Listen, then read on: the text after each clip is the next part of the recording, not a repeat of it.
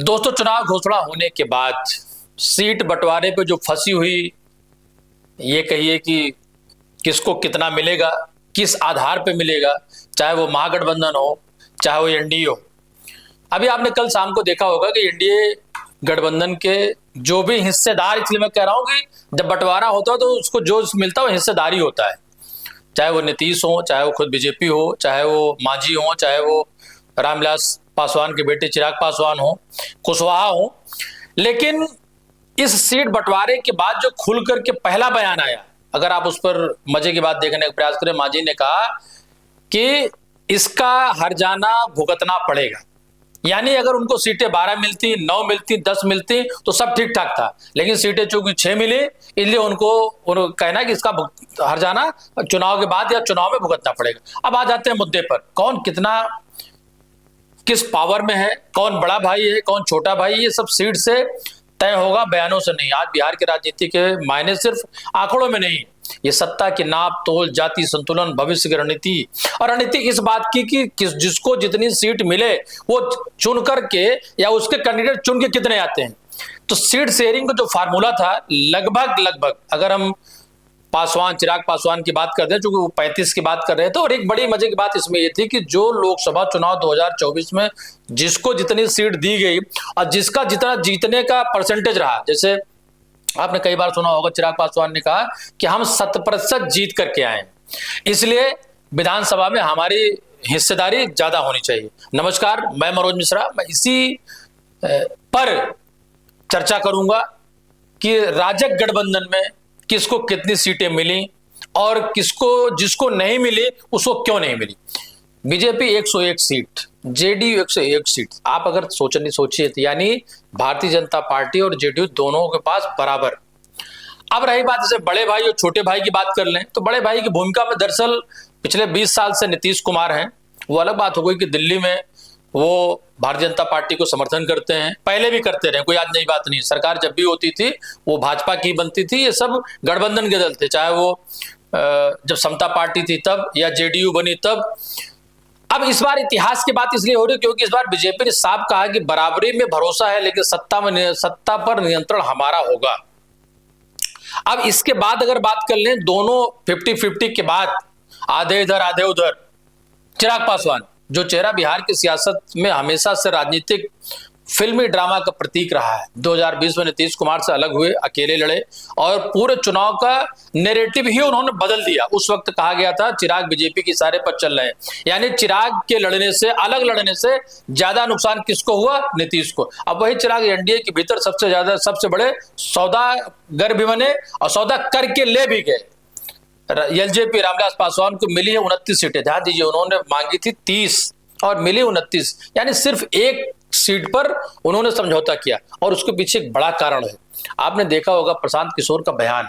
प्रशांत किशोर ने, चाहे वो आरोप किसी के पढ़ाई को लेकर के हो, चाहे वो भ्रष्टाचार के आरोप की बात हो, सम्राट चौधरी, तेजस्वी, लालू का परिवार, स्वयं नीतीश कुमार, उसके बाद अगर इधर देख लें तो लगातार वो अटैक कर रहे हैं मोदी पर कि मोदी जी जो अगर बिहार आते हैं तो बिहार के रैलियों में जो बातें आपने सुना होगा कि प्रशांत किशोर का बयान, और उसके बाद मोदी का बयान।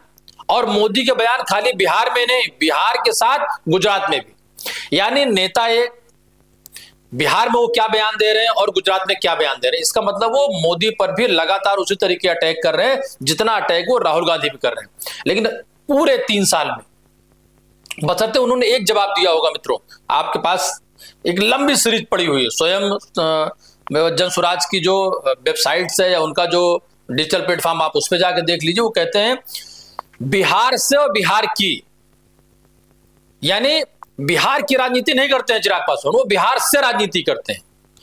तो उन्होंने बीच का रास्ता अपनाया था, लेकिन मुझे लगता है वो बीच का रास्ता अब खत्म हो गया जब सीट उन्होंने अपने कैंडिडेट की सीट घोषित कर दी। राजग ने अपने सहयोगी दलों की सीट की घोषणा कर दी। अब रही बात महागठबंधन की, उनके सीटों की घोषणा के बाद अब कुछ बचता नहीं। तो अब चिराग भी वो प्रशांत किशोर पर अगर वार नहीं करेंगे या प्रशांत किशोर चिराग पर वार नहीं करेंगे तो फिर चुनाव की बात बनेगी नहीं, क्योंकि अब चुनाव के बाद की स्थितियां क्या बनती हैं वो परिणाम के ऊपर है। लेकिन मांझी के बयान पर फिर मैं दोबारा आना चाह रहा हूं। मांझी के लिए आपने देखा होगा नीतीश कुमार ने अपनी गलती मानी थी, और गलती कहां मांगी थी? गलती मानी थी उन्होंने विधानसभा के सदन में। उन्होंने कहा मैंने इसको मुख्यमंत्री बनाया और मेरी गलती है, और मैं उस गलती को स्वीकार करता हूं, मुझे उसको जल्दी हटाना पड़ा। और हमने उस समय जब नीतीश कुमार जी इसको मुख्यमंत्री घोषित कर रहे थे संतराम मांझी जी को, तो मांझी जी ने कहा था कि साहब हमारे ऊपर इतना बड़ा भरोसा, हम तो मुसहर और चूहे मार के अपनी दिनचर्या घर चलाने या ये कहिए खाने वाले लोगों में से, ये बयान आपको मिल जाएंगे इतिहास में। लेकिन मुख्यमंत्री बनने के बाद, सत्ता में आने के बाद, केंद्र में हिस्सेदारी की बात, प्रदेश में हिस्सेदारी के बाद, जातिगत वोटरों की राजनीति और अपने समाज का नेता बनने के बाद, वो भी लगातार चाहे नीतीश कुमार को हो चाहे वो भारतीय जनता पार्टी को आंख दिखाते रहे, और उसी आंख दिखाने का नतीजा ये। लेकिन एक बात और बोले, उन्होंने पहले भी कहा था आला कमान का फैसला सिर माथे पर, लेकिन जब आला कमान ने फैसला किया और सिर्फ 6 सीटों पर उनको समेट दिया, तो उन्होंने कहा हो सकता है इस चुनाव में एनडीए को इसका खामियाजा भुगतना पड़े। लेकिन 6 सीट दे करके हमारे जो महत्व है उसको उन्होंने कम करके आंका है, जिसका हो सकता है कि खामियाजा भुगतना पड़े हमारे एनडीए को। इशारों में वो बहुत कुछ कह गए। अब रही बात उपेंद्र कुशवाहा, क्योंकि बात उसी लय में करेंगे, जो खुद को बिहार की कुर्मी राजनीति का अगुवा मानते हैं। उन्होंने मांग रखी थी 24 सीटों की, लेकिन मिली उनको भी सिर्फ 6। उनका दर्द, उनका गुस्सा उन्होंने खुद लिखा अपने सोशल मीडिया पोस्ट में। आज कई घरों में खाना नहीं बना होगा, पर आप मेरी व्यवस्था समझिए। इस पर इस एक लाइन ने बता दिया कि भीतर कितना उबाल है।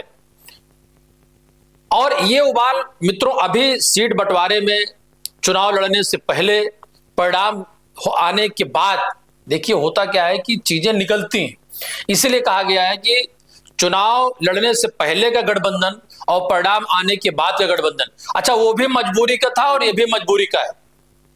कारण ये है कि अगर भारतीय जनता पार्टी और नीतीश कुमार इनकी सीटों की संख्या जोड़ने के बाद सरकार ना बने, किसी तीसरे दल के बनने की स्थिति में आएगी, तो चाहे मांझी हो चाहे कुशवाहा हो, ये अपनी 6-6 सीट के बाद इनको जो परिणाम आएंगे, ये रीढ़ की हड्डी बिना ये किसी के साथ भी जा सकते हैं। उस समय वो आरोप प्रत्यारोप कुछ और लगा देंगे। रही बात बीजेपी की असली रणनीति, उसकी असली रणनीति साफ शब्दों में थी कि साथियों को साथ रखो पर बराबरी नहीं, जरूरत की राजनीति को निभाओ।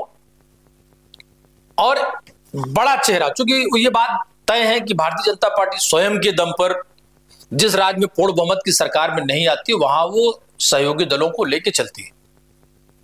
और बिहार में तो एक अजीब सी बात है, भारतीय जनता पार्टी जहां एक भी सीट ज्यादा लेके आती है, जिन राज्यों में लेके आई, आप मेघालय में देख लीजिए, और ऐसे कई राज्यों को उदाहरण है। जीता जागता उदाहरण आप अगर देखना चाहें तो महाराष्ट्र देखिए। महाराष्ट्र में इस सरकार से पहले जो सरकार बनी थी, उस सरकार के पूरे दल को ही तोड़ करके नया दल बनाया, और उस नए दल की मान्यता किस तरीके से मिली, ये मैं सिर्फ उदाहरण इसलिए देना चाह रहा हूं कि जो इस मुगालते में है कि भारतीय जनता पार्टी, खासकर नीतीश कुमार, तो चूंकि नीतीश कुमार के सामने भारतीय जनता पार्टी के पास कोई चेहरा नहीं, कोई दूसरा ऑप्शन नहीं। अन्यथा शिंदे, आप सोचिए, असली शिवसेना नकली शिवसेना की लड़ाई कोर्ट कचहरी से लेकर चुनाव आयोग तक, और अंततः असली शिवसेना जिसकी भी थी, मैं इसलिए कहना चाहूंगा कि शिवसेना के जो जनक थे स्वर्गीय बाला साहब ठाकरे, उनके लोगों के बजाय वो शिवसेना शिंदे की हो गई, और शिंदे को मुख्यमंत्री भी बनाया। डिप्टी सीएम कौन था? उस समय फडणवीस थे। लेकिन समय बदला, परिस्थिति बदली, बीजेपी ने मौके को इस्तेमाल किया, और फिर अब आप देखिए कि सरकार भारतीय जनता पार्टी की, मुख्यमंत्री भारतीय जनता पार्टी का, और शिवसेना का हाथ हमारे आपके सामने है। तो ये सारे ऐसे एग्जाम्पल है, जो उदाहरण है चुनाव से पहले, चुनाव के बाद, जिसको बिहार के सारे नेता, चाहे वो मांझी हो चाहे कुशवाहा हो, या उसको, या कहीं ना कहीं इस बात को नीतीश भी जानते हैं। उम्र है, उम्र के साथ साथ बीमारी है, उसके बाद पिछले उनके कई ऐसे बयान महिलाओं से लेकर के अन्य जगहों में बड़े विवादित रहे कि लोगों ने उनके उम्र की चर्चा की। अब आप बताइए, कुशवाहा कुर्मी जाति के वोटों की बात करते हैं, जबकि पूरे देश में अगर बात की जाए तो कुर्मियों को सबसे बड़ा नेता तो नीतीश कुमार माने जाते हैं। लेकिन ठीक है, पहला जाति गणित को हम चर्चा कर लें। बिहार में वोट सिर्फ पार्टी पर नहीं, जाति पहचान पर पड़ता रहा है, आगे भी पड़ेगा। बीजेपी ने ध्यान रखा है कि सवर्ण, दलित और पिछले तीनों समीकरणों को एक साथ कैसे साधा जाए। चिराग को दलित का प्रतीक, मांझी और कुशवाहा को सिर्फ एक प्रतिनिधि चेहरा बनाकर ही नहीं बल्कि उनके समाज का या उनके जाति समीकरण को भी ये मैसेज है कि हमारे साथ हैं। लोकसभा प्रदर्शन की बात करें, जहां जहां एलजेपी के प्रत्याशी मजबूत थे उन इलाकों में उन्हें बढ़त दी गई। वहीं जेडीयू की कमजोर सीटों पर बीजेपी ने कब्जा जमाया ताकि हार का ठीकरा नीतीश पर फूटे और जीत का सेहरा मोदी के सिर बंधे। तीसरा, भविष्य की राजनीति। बीजेपी को बिहार में मुख्यमंत्री नीतीश कुमार नहीं बल्कि भविष्य का विकल्प चाहिए, और विकल्प के रूप में कोई भी हो सकता है। चिराग पासवान वही विकल्प बनते दिख रहे हैं। स्वयं की भी इच्छा चिराग पासवान की इसलिए है कि उनके स्वर्गीय पिताजी रामविलास पासवान देश के बड़े नेता थे, लेकिन वो बिहार के मुख्यमंत्री नहीं बन सके, और यही कारण है कि उन्हें 29 सीटें देगी। आप सोचिए, जो 100% परिणाम जिसने लोकसभा में ले आया हो, अगर उसको आप 29 सीट दे देते हैं, और खुदा न खास्ता कल को वोट, राजनीति में कुछ भी संभावनाओं का खेल है, इसमें अनिश्चितताएं बनी रहती हैं, निश्चित कुछ भी नहीं होता। कहीं स्थितियां ऐसी बनी कि किसी भी गठबंधन को पूर्ण बहुमत नहीं मिला, तो रामविलास पासवान के बेटे चिराग पासवान के लिए, बिहार के लिए, नवयुवक के लिए, एससी एसटी, उस नजरिए से कई दल समर्थन में खड़े हो जाएंगे।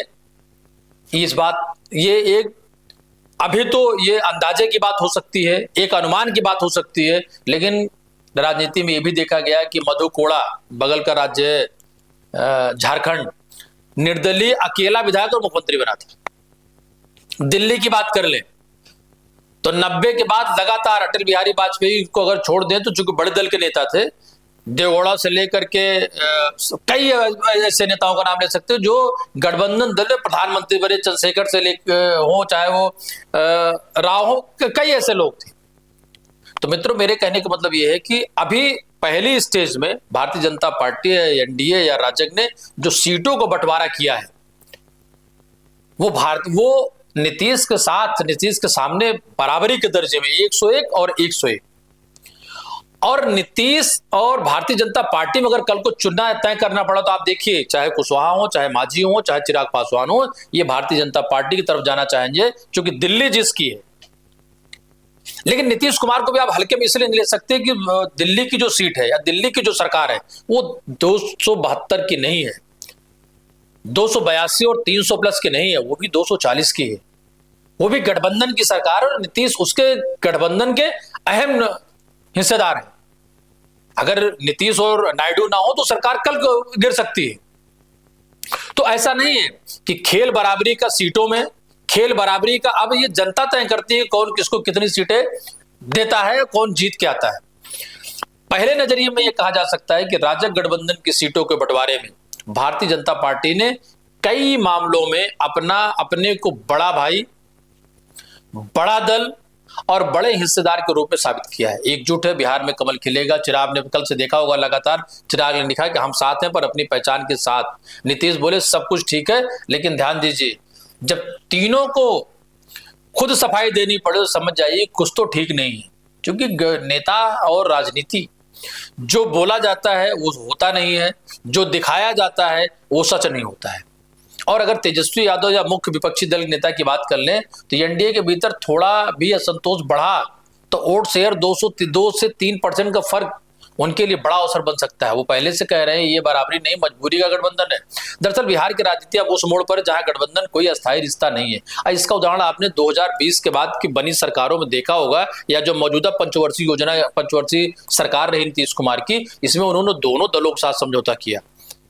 मुख्यमंत्री भले वही रहे, लेकिन वो तेजस्वी के साथ भी रहे और भारतीय जनता पार्टी के साथ भी रहे। अब सवाल ये नहीं है कि एनडीए एकजुट है, या सवाल ये नहीं कि क्या ये बराबरी टिकेगी या नहीं टिकेगी, क्योंकि आने वाले दिनों में उम्मीदवार तय होंगे, हर सीट पर दावेदारी शुरू होगी। असली नाराजगी सामने तब आएगी, बीजेपी जानती है कि बिहार पर मतदाता जात पात, भावना और चेहरे तीनों को देख करके वोट करता है। आप देख रहे होंगे प्रशांत किशोर लगातार वो बिहार की अस्मिता, बिहार के विकास, बिहार के रोजगार, इसी की बात कर रहे हैं। 3 साल खपा दिया, आने वाला 10 साल और खपाने की बात कर रहे हैं, परिणाम कुछ भी हो। अब रही बात चेहरे को ले लें तो जिस तरह मोदी का चेहरा उस तरह नीतीश का चेहरा, नीतीश का और चिराग पासवान की अपनी एक पहचान अब बन चुकी है। तीनों का मेल क्या एनडीए को पुनः सत्ता दिलाएगा? 20 साल बाद नीतीश मुख्यमंत्री क्या बनेंगे या नहीं बनेंगे? चूंकि इस बार बनने के सवाल को लेकर के अभी तक मुखरता से मैंने भारतीय जनता पार्टी जो सबसे बड़ा दल है उन्होंने इस बात को कहने से वो कतराते रहे। लेकिन एक बात मैं जो बार बार ये कह रहा हूं कि जितनी जरूरत नीतीश को भारतीय जनता पार्टी के बिहार में, उतनी जरूरत भारतीय जनता पार्टी को दिल्ली में नीतीश को। ये 2019 की सरकार नहीं है और राजनीति में कुछ भी स्थायी नहीं होता है। धुर विरोधी वामपंथी अगर यूपीए सरकार में कांग्रेस को समर्थन दे सकते हैं, जम्मू कश्मीर में भारतीय जनता पार्टी महबूबा मुफ्ती को समर्थन दे सकते और ले सकती है, तो मित्रों राजनीति में कुछ भी हो सकता है। कोई किसी के साथ जा सकता है। जनता को भुलावा देने के लिए वो ये बात कही जाती है कि कई जुमले आपको सुनने को मिल जाएंगे और वो जुमले ऐसे भी हो सकते हैं, बिहार को दोबारा चुनाव में नहीं डालना था, पूर्ण बहुमत नहीं आई थी, फला फला। कुछ लोग बोलेंगे कि इनको रोकना था, कुछ बोलेंगे इनको रोकना था, कुछ बोलेंगे जंगल राज रोकना था, तो बहुत सारे बयान। लेकिन ये अभी के बाद नहीं है, ये बयान आपको 14 नवंबर के बाद उस शाम को सुनाई पड़ेंगे, परिणामों के बाद। अगर परिणाम पूर्ण बहुमत किसी भी गठबंधन को नहीं मिला तो स्थितियां कुछ भी हो सकती है, क्योंकि इस बार का जो चुनाव है पहली बार आधे उधर के चुनाव नहीं है, बल्कि इस आधे उधर में बीच में एक जेलर फंस गए हैं। और जेलर कौन है? जो उनको प्रशांत किशोर को आप देखिए, सबसे ज्यादा मीडिया बाइट, सबसे ज्यादा सुर्खियां, सबसे ज्यादा रैलियां, सबसे ज्यादा पदयात्रा। कल अभी आपने देखा, हमने उसी पर चर्चा की थी। लेकिन एक बात जरूर कहना चाहेंगे कि कांग्रेस और तेजस्वी का गठबंधन यमवाई रणनीति लगभग 13 साल होने को आया, 12 साल होने को आया। दिल्ली की सरकार 20 साल हो गया, प्रदेश की सरकार, एंटी इनकम्बेंसी भी बहुत सारी चीजें होती हैं। अब किंग कौन बनता है और किंग मेकर कौन बनता है? क्योंकि चुनाव के बाद आपने लगातार देखा होगा एक बात होती है कि किंग मेकर क्या, कहानी अभी बाकी है। क्योंकि बिहार के चुनाव में अभी ये और भी देखना बाकी है, असली सियासत और असली महाभारत। मित्रों मैं कहना चाहूंगा, बिहार का चुनाव नियमित प्रतिदिन नए नए मोड़ ले रहा और इन खबरों के साथ आपको बने रहना है, सच के साथ बने रहना है। समीक्षा आपको देखनी, चाहे वो यूपीए की हो, एनडीए की हो, प्रशांत किशोर की हो या किसी अन्य दल के या इंडिविजुअल किसी भी विधानसभा की हो। हम आपको वादा करते हैं कि लगातार हम और हमारी टीम यानी यूनाइटेड भारत की टीम लेके आती रहेगी। और आपसे बस एक सहयोग चाहिए कि जैसे पूर्व में आप अपना प्यार देते रहे, इसको शेयर करने के लिए, इसको देखने के लिए, इसको पसंद करने के लिए, इसे बनाए रखें। धन्यवाद, नमस्कार।